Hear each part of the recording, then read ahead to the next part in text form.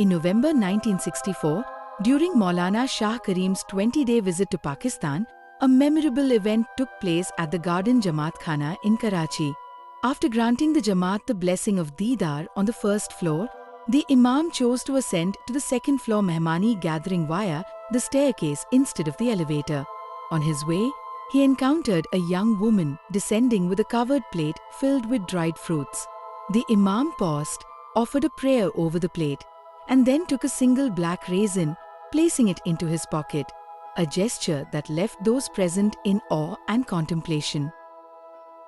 During the Mehmani ceremony, a couple from Punjab presented a letter to the Imam.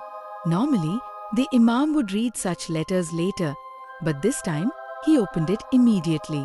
Their 8-year-old daughter had been mute since birth, and no treatment had proven effective. The parents pleaded, "Hazar Imam, please grant our daughter her voice." The Imam called the girl close to him. Gently, he said, "My daughter, open your mouth." He then took out the same raisin from his pocket and placed it on her tongue. There was a moment of stillness. Then the girl's lips moved. "Ya Ali Bapa, Ya Mawla." These soft but clear words echoed through the hall. Smiling, the Imam said, "Yes, I am your Ya Ali Bapa." The family, overcome with emotion, fell at the Imam's feet in tears. Before departing, the Imam lovingly instructed, "Give her both religious and worldly education."